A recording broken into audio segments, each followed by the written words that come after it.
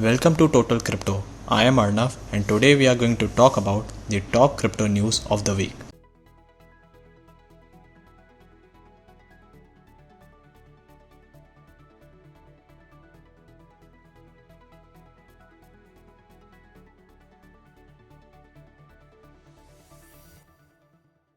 But before that, if you haven't subscribed, make sure to subscribe our channel by clicking on the button below and hitting that bell icon. Our first news is coming from MicroStrategy.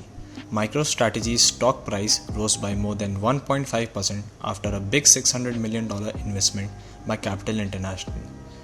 The firm has been regularly buying Bitcoin for quite a while now. As of now, it has bought a little over 100,000 Bitcoins, valuing more than $3.5 billion. As for the $600 million investment, Capital International has bought about 953,000 shares of MicroStrategy. This led to the firm's stock price reach $628 before market close. It looks like South Korea is taking giant steps in crypto space as Woori became the latest South Korean bank that has started to offer crypto custody services. As of now, Korean legislation doesn't allow domestic entities to access crypto exchange services. Only countries' banks can enter the market, and that too through joint ventures of share investments. Many Korean banks are setting up joint ventures, partial ownership to enter the crypto market. Banks like Kookmin, Nonghyup, and Shinhan have already announced strategic investments in various crypto custody consortiums. Now we have an interesting update coming from Apple's co-founder Steve Wozniak. Speaking at the Talentland Digital 2021 held in Mexico, Steve was in all praise for Bitcoin. He called Bitcoin a unique mathematical formula and a miracle of technology. He also stated it to be better than gold due to its limited supply. Bitcoin has been termed as digital gold due to its striking similarities. Although he hasn't invested in the premier cryptocurrency yet, he believes in it for the future. Hopefully he will do it soon. Now let's head to Middle East. UAE Central Bank has stated that the country will have its own digital currency in the next 5 years.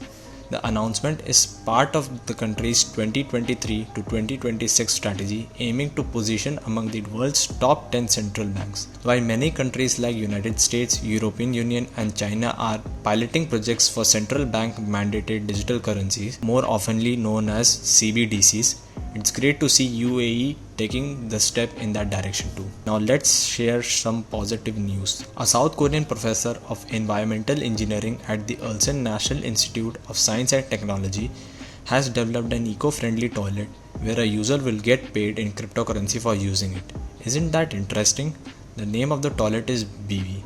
Users using the toilet will receive cryptocurrency which is usable in the campus. Users can purchase coffee, noodles, fruits and books through this cryptocurrency. The basic mechanism of BV includes converting feces into biogas and manure which can be used by the university for various purposes. The last week has been a mixed bag for people associated with mining, especially in China. Not the regular one but Bitcoin mining. China has been shutting down all of its cryptocurrency operations happening in the state. From warning financial institutions to shutting down crypto exchanges and even cleaning the mining sector, China is expanding its crackdown on Bitcoin mining. Recently, Anhui province is planning to shut down all crypto mining projects within the next 3 days due to power supply shortage. The province will use that power to build data centers.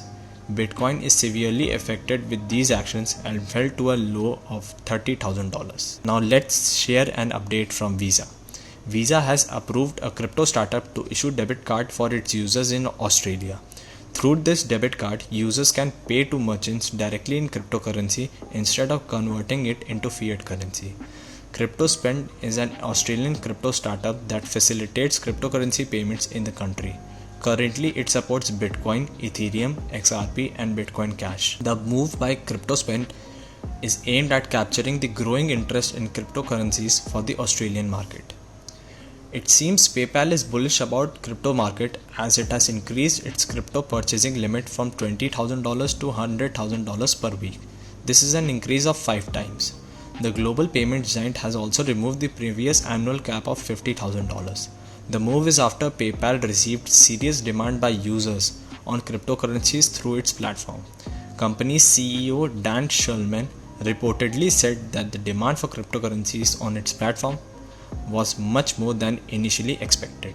Now, some news from India. The Indian High Court has sought responses on crypto advertising.